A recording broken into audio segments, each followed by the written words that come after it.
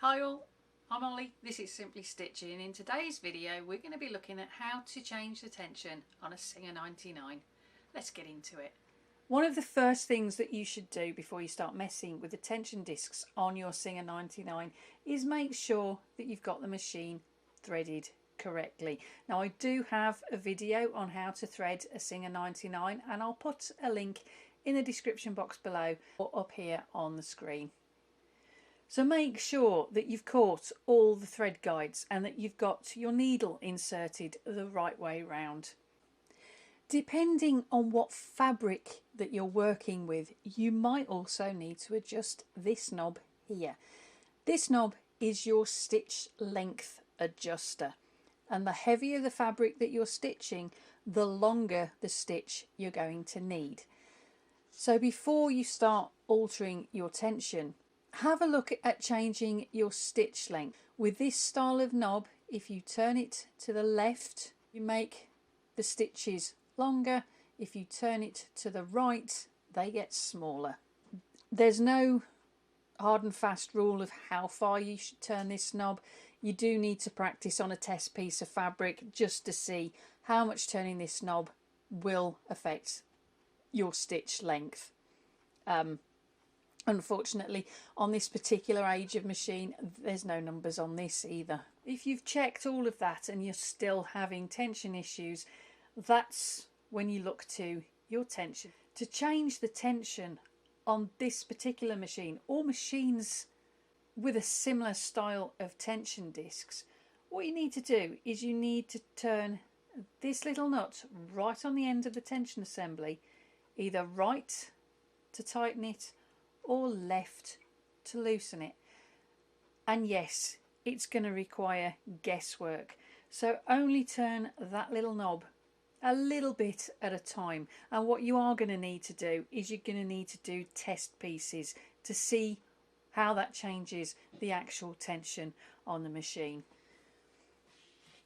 As you can see, the Singer 99 is a top loading machine, or a drop-in bobbin, which means the bobbin just sits there. The general rule with top loading sewing machines is you don't touch the bobbin tension. This is because messing with the bobbin can actually make matters worse. If you've checked your top tension and you've checked your stitch length and you're still having tension issues, rather than changing the tension on your bobbin, try using a lighter weight thread in your bobbin. So for instance, if you're sewing a denim fabric and you're using a denim thread, try using a universal thread in the bobbin, because that's just that little bit lighter than the denim thread. Because of the age of this particular top loader, you are able to adjust the tension on the bobbin, and the adjustment screw is just on the side here. Now you'll probably find it a lot easier to get to that screw that's just there if you take the needle plate off and the bobbin cover. I've got a video showing you how to take that bobbin cover off and replace it, and I'll pop a link in the description.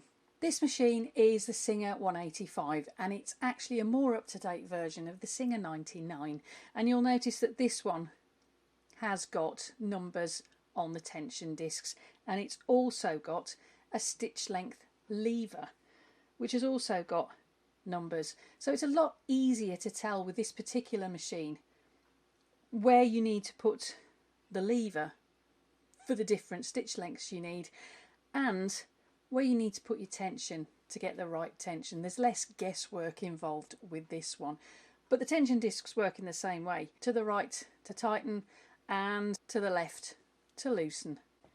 With the stitch length lever, you just move this to whichever number of stitches per inch you want, and if you tighten this knob, when you put the machine into reverse and then put it back down to the stitch you want, it won't go beyond the stitch setting that you selected until you loosen it off again.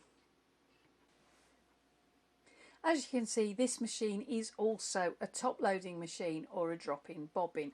Now the actual bobbin cover is missing on this one, so it's a lot easier to see the adjustment screw.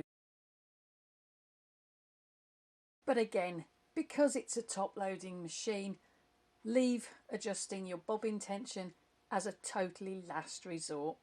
I hope you liked today's video. If you did, give it a thumbs up. And why not check out some of the other videos that I've got on the channel using the links coming up on the screen any minute now, or the ones in the description box.